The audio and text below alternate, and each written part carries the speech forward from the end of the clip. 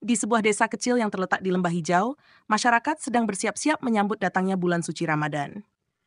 Desa itu terkenal damai, namun menyimpan satu rahasia yang hanya diketahui oleh beberapa orang. Di desa itu, terdapat hantu yang suka iseng bernama Pocong Surti. Tidak ada yang tahu pasti kapan Pocong Surti mulai menghantui desa, tapi cerita-cerita tentang ulah jahilnya sudah melegenda. Setiap malam, Pocong Surti gemar menakut-nakuti penduduk. Dia suka melompat dari satu atap ke atap lain, mengetuk pintu tanpa henti, atau muncul tiba-tiba di kebun pisang dengan wajah pucatnya yang menyeramkan. Warga desa, terutama anak-anak, sering berlarian ketakutan karena ulahnya. Namun anehnya, tidak ada yang pernah terluka oleh Pocong Surti. Sepertinya hantu ini memang lebih suka membuat orang ketakutan daripada menyakiti mereka. Namun, suasana berbeda mulai terasa ketika bulan Ramadan semakin dekat. Pocong Surti, yang biasanya bersemangat menjelang malam, merasa ada yang aneh. Malam pertama Ramadan tiba dan Pocong Surti bangun seperti biasa, siap untuk beraksi. Tetapi ketika dia mencoba melompat dari kuburnya, dia merasa berat sekali. Tubuhnya yang biasanya ringan, kini terasa seperti dibebani sesuatu. Apa yang terjadi? Kenapa aku tidak bisa bergerak? Gumam Pocong Surti dengan panik. Dia berusaha melompat, namun tak bisa. Ketika Pocong Surti memeriksa tubuhnya, dia terkejut mendapati dirinya terbelenggu oleh rantai emas berkilauan yang entah dari mana datangnya. Pocong Surti mencoba meronta, menarik-narik rantai itu, namun semua usahanya sia-sia. Astaga, ini pasti karena bulan Ramadan. Mereka bilang setan dan hantu akan dibelenggu selama bulan suci ini. Pocong Surti mulai mengingat cerita-cerita yang pernah dia dengar dari para hantu lain. Tapi, aku kan cuma pocong yang iseng, bukan setan jahat. Malam itu, Pocong Surti terpaksa tinggal di tempat, tak bisa bergerak jauh dari kuburannya.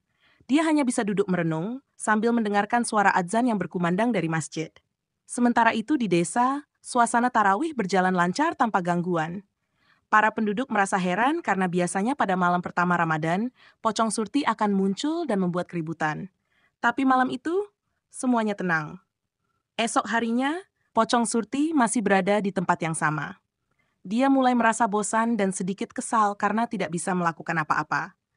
Tapi kemudian muncul suara langkah kaki dari kejauhan.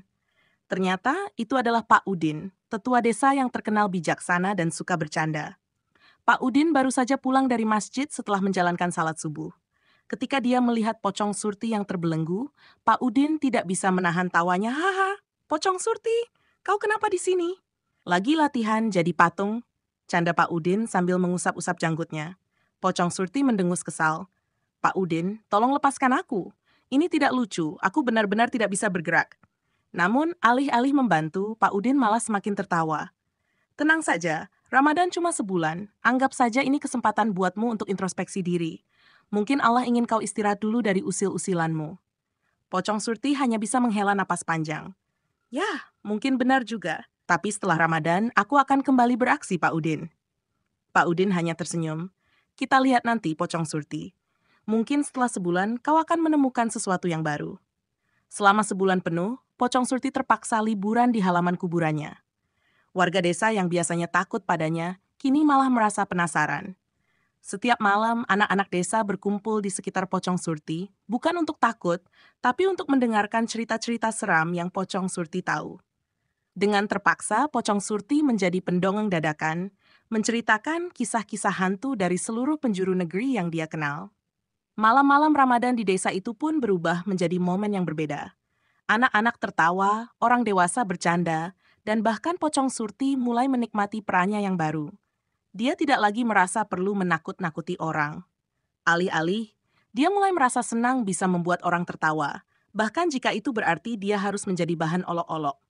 Pada malam terakhir Ramadan, tepat sebelum adzan maghrib berkumandang, Pocong Surti merasakan sesuatu yang aneh. Rantai yang mengikatnya mulai mengendur, dan perlahan-lahan, Pocong Surti merasa bisa bergerak lagi. Namun kali ini, ada perasaan berbeda di hatinya. Sebulan penuh dia menghabiskan waktu dengan penduduk desa, dan dia mulai merasa terikat dengan mereka. Saat rantai emas akhirnya terlepas, Pocong Surti berdiri dan melompat dengan bebas. Namun, dia tidak langsung pergi untuk menakut-nakuti penduduk. Sebaliknya, dia melompat ke arah rumah Pak Udin. Di sana, Pak Udin sudah menunggu dengan senyum hangat. "Bagaimana, Pocong Surti? Siap untuk kembali beraksi?" tanya Pak Udin dengan nada menggoda. Pocong Surti tersenyum kecil. Mungkin tidak seperti dulu lagi, sepertinya aku lebih suka menjadi bagian dari desa ini, tanpa harus membuat orang ketakutan. Pak Udin mengangguk bijak. Itulah hikmah Ramadan, Pocong Surti. Mungkin selama ini kau hanya perlu merasakan kebersamaan untuk memahami arti dari kedamaian. Pocong Surti mengangguk, dan sejak malam itu dia berubah. Bukan lagi menjadi pocong yang menakutkan, tapi pocong yang sering muncul di malam hari hanya untuk memastikan desa tetap aman. Kadang-kadang, dia masih suka iseng melompat-lompat di atap rumah, tapi bukan untuk menakut-nakuti, melainkan hanya untuk sekadar menyapa para warga. Desa itu pun menjadi tempat yang paling damai, Ki, di mana manusia dan hantu hidup berdampingan dengan penuh tawa dan kebahagiaan, terutama di bulan Ramadan yang penuh berkah. Dan Pocong Surti, dia menjadi legenda di desa itu, bukan karena ketakutan yang dia sebarkan, tapi karena cerita-cerita lucu yang dia bawa setiap malam.